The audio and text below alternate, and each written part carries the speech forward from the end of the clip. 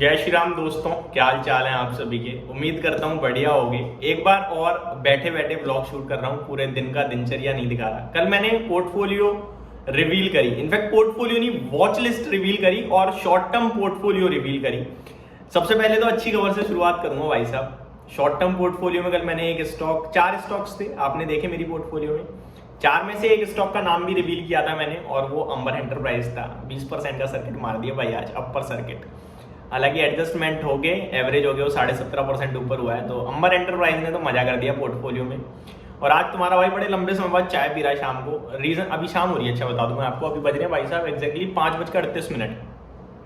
आज मंडे है और जिम का क्या रहता है, मेंटेनेंस, मतलब जिम की बंद रहता, ऑफ रहती है जिम आज। तो मैंने कहा ठीक है शाम को आज चाय पी ली जाए, बड़े दिन हो गए यार, मन भी कर रहा था तो चाय बना ली। मैंने चाय पीते पीते बात करेंगे।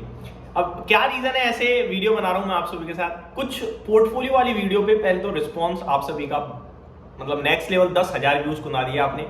बड़े लंबे समय से हमारे व्लॉग्स नहीं चल रहे थे, यही कोई करीब 1000, 2800, 1500 व्यूज आ रहे हैं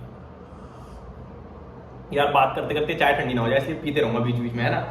तो उस पोर्टफोलियो रिवीलिंग पे ना भाई बहुत सारे कमेंट्स हैं। मैंने कुछ रीड करे, मतलब 3 मेजर सवाल थे आप लोगों के। पहला ये कि बहुत ही ज्यादा ओवर डाइवर्सिफाइड है, ठीक है जी, कंसीडर किया मैंने।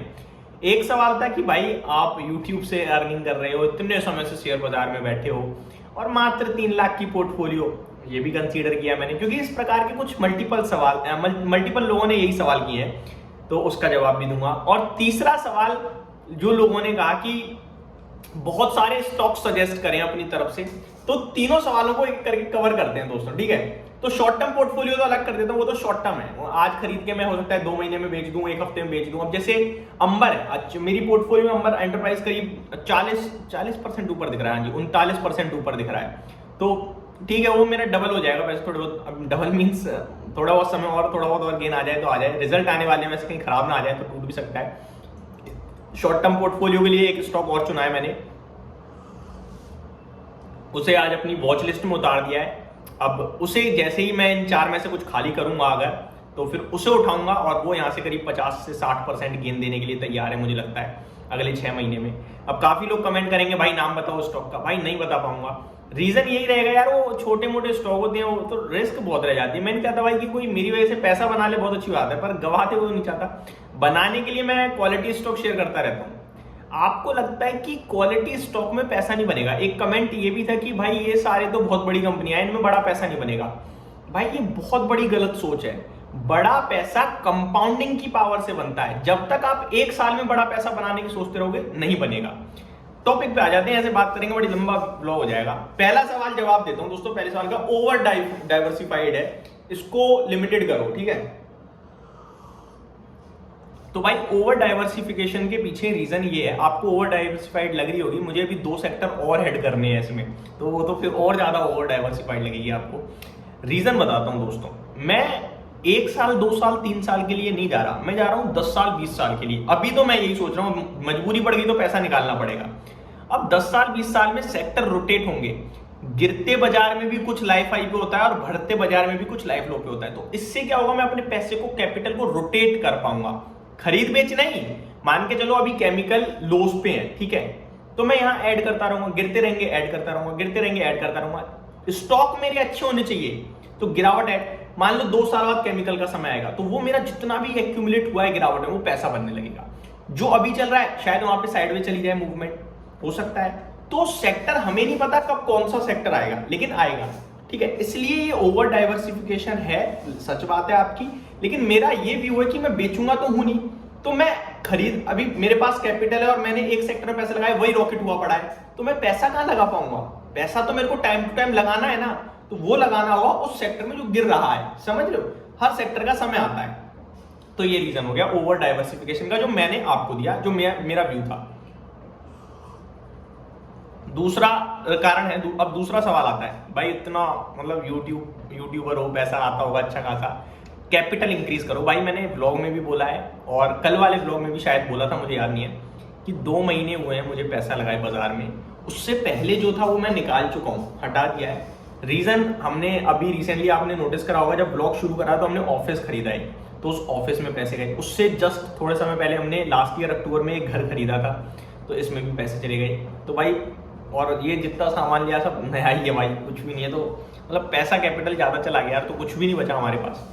इसकी वजह से ही कहीं ना कहीं प्रॉब्लम आई, और अभी आपको कैपिटल कम दिख रहा है। इसीलिए मैं वीडियो, मुझे पता था भाई हम लोग ना नंबर्स को जज करते हैं, इसीलिए मैं शो नहीं करता था। अभी थोड़े दिन पहले तो ये 1.5 लाख था, अभी तो अभी 3-3.25 लाख हो गया है।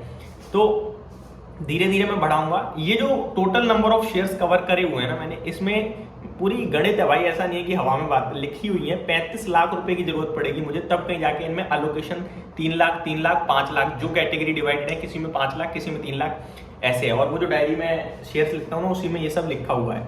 तो समय लगेगा, धीरे धीरे पैसा आएगा, धीरे धीरे जाएगा, एंड फिर काम चलेगा इस तरीके से, ठीक है। तो अभी पैसा कम है, लेकिन धीरे धीरे हो जाएगा, निश्चिंत रहिए आप भी और मैं भी। अब बढ़ते हैं तीसरे सवाल की तरफ। स्टॉक सजेशन भी बहुत सारे आए थे,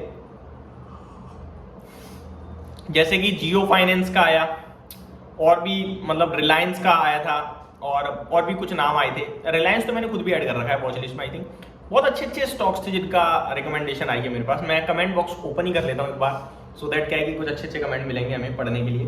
तो भाई मैं खुद अभी मैंने जैसा कि बोला, 2 सेक्टर हैं जिन्हें मैं उतारना चाहता हूँ। एक टेक्सटाइल है जिसे मैं उतारना चाहता हूँ अपनी पोर्टफोलियो में, बट अभी मेरे पे पैसा ही नहीं है भाई, तो मैं क्या करूँगा लिख के, है ना। तो ये रीजन है जिसकी वजह से मैं खुद अभी मतलब साइड में बैठा हुआ हूँ। अब देखो यहाँ पे टेक्सटाइल सेक्टर एक तो पूरा छूट रहा है मेरे से भी, मेरे को पकड़ना है। टेक्सटाइल में बहुत मल्टीबैगर शेयर्स आते हैं, तो वो मेरे को ऐड करने हैं। अब जैसे कि यहाँ पे कमेंट आया है, मैं पढ़ता हूँ अभी। 10 में से मैंने कहा था रेट करने को, तो किसी ने 7.5 कराया, किसी ने 8 कराया। MCX need to be added, तो एक भाई का कमेंट है MCX आएगा। तो मैंने शायद शेयर मार्केट सर्विस प्रोवाइडर्स में MCX को ऐड किया आई थी, और नहीं किया तो फिर मल्टी कमोडिटी एक्सचेंज है, कमोडिटी में कम ही काम होता है मार्केट में भारत के, इसलिए शायद नहीं है। आगे बात करें, एक भाई का कमेंट है, भाई मजा आ गया, 10 आउट ऑफ 10, थैंक यू भाई। IRCTC तो बोला IRCTC तो नहीं है, बोला था है। तो एक भाई है स्पोर्ट ब्लॉक करके, ठीक है। मैं अपनी जो शेयर मार्केट वाला चैनल उस पर कहता हूँ IRCTC मेरी लॉन्ग टर्म पोर्टफोलियो में है। भाई मेरे पास एक डीमैट अकाउंट और है, वो उसका अकाउंट का ID पासवर्ड तक मैं भूल चुका हूँ। उसमें मैंने बड़े लंबे समय पहले IRCTC लेके डाला था, तो वो वहाँ पड़ा हुआ है मेरा ही अकाउंट वो भी, तो निश्चिंत रहें है भाई, इसीलिए मैं डिस्क्लेमर दे देता हूँ। एक भाई का कमेंट है ऐड डीमार्ट VBL, अब वरुण बेवरेजेस है, ये मेरे को बड़ा पसंद है, मैं इसे ऐड भी करना चाहता हूँ, पर फंड की रिक्वायरमेंट नहीं है ना। अब मैंने ब्रिटानिया FMCG से डाल रखा है, बाकी VBL भी मैं लेना चाहता हूँ। ट्रेंड का कमेंट था कि ट्रेंड इज मिसिंग। भाई ट्रेंड अभी देखो आप 1 साल में कहाँ भाग गया, और मैं 2 महीने पहले मैंने पोर्टफोलियो बनाई है। तो ट्रेंड को मैंने वॉच लिस्ट में लगाने के लिए सोचा है। जब 7,000 का ट्रेंड का भाव आएगा तो मैं इसे वॉच लिस्ट का हिस्सा बनाऊंगा, और उसके बाद इसे देखूंगा खरीदने के लिए। जब अगर 7,000 नहीं आया तो मैं जिंदगी में कभी नहीं खरीद पाऊंगा ट्रेंड को, क्योंकि मुझे बहुत महंगा लगता है, ठीक है। अब एक कमेंट है पोर्टफोलियो दिखाओ भाई, वॉच लिस्ट नहीं। तो भाई जो मैंने आपको शेयर्स दिखाए ना, उसी में से 23 स्टॉक है, उसी में से है। अब जिस दिन ये 10 लाख का आंकड़ा हो जाएगा, जैसे इन्वेस्टमेंट का करंट वैल्यू 10 लाख है या 9 लाख रह जाए, या मेरे को लॉस प्रॉफिट शो नहीं करना, मेरे को कोई आपको टेलीग्राम पे नहीं बुलाना है। मेरे को जिस दिन मेरा एक 10 लाख का फिगर हो जाएगा, उस दिन मैं आपको क्लियर पोर्टफोलियो दिखा दूंगा, क्योंकि अभी आपको भी मजा नहीं आएगा। फिगर अट्रैक्ट करता है, मुझे इतना पता चल चुका है भाई, लोगों को ना फिगर अट्रैक्ट करता है भाई। तो वो एक मेरे को भी अच्छा लगेगा 10 लाख दिखाते हुए ना। अभी तो मैं शेयर्स भी नहीं ले पाया सारे सही से ना, करीब जैसे कि मैंने बताया 3। आपने टेक्सटाइल स्टॉक मिस कर दिए, देखो रोहित भाई का मैसेज भी आया। मैं खुद भाई टेक्सटाइल भी मिस कर रहा हूँ, मैंने खुद बोला आपसे, बढ़िया लोफर्स हैं, मैंने भी सेम यही ऑर्डर किए थे। हाँ भाई, दोनों भाई के सेम हो गए, जो कल जूते दिखाई थे। तो भाई यही है, आपके साथ हमने शेयर किया। एक था कि ऑयल एंड गैस से कुछ भी नहीं है अंकुर भाई HDFC बैंक के बिना पोर्टफोलियो अधूरा है, ऑयल सेक्टर नहीं लिया अभी। भाई बिल्कुल सही बात है आपकी, सोना BLW ऑटो से ऐड करना चाहिए, BSoft IT से ऐड करना चाहिए, वरुण बेवरेजेस, तो ये सारे स्टॉक्स हैं भाई। मतलब मुझे भी पता है बहुत अच्छे हैं, बट पैसा लिमिटेड है, और अभी तो बहुत ही अभी तो जो मैंने ऐड करे उन्हें नहीं ले पाया मैं। तो एक बार सारे धीरे धीरे ऐड हो जाए फिर ठीक है।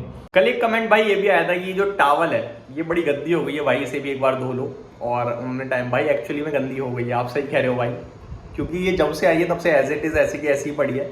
रीजन भाई बताता हूँ, ये जो चेयर है ना, इसके यहाँ पे इसके अंदर जो है चेयर का कलर है ब्लैक, देखो ये है ना, तो ये दीवार पे लगती थी ब्लैक कर देती थी, तो मैंने इसे इस पर रख दिया भाई, ताकि दीवार ब्लैक ना हो। कितनी बचा लो दीवार भाई, ब्लैक तो ब्लैक हो ही जानी थी। तो अभी इसको भी धो देंगे भाई, आपका कमेंट पड़ा है, ठीक है। तो इस ब्लॉग को दोस्तों यहीं पे करते हैं समाप्त, मिलते हैं आप सभी के साथ कल एक नए ब्लॉग में, बने रहिए चैनल के साथ। होप मैं आपको सारी तरीके से समझा पाया हूँ। आप और कुछ सजेशन हो तो प्लीज़ बताइएगा। मिलते हैं कल नए ब्लॉग के साथ। जय श्री राम।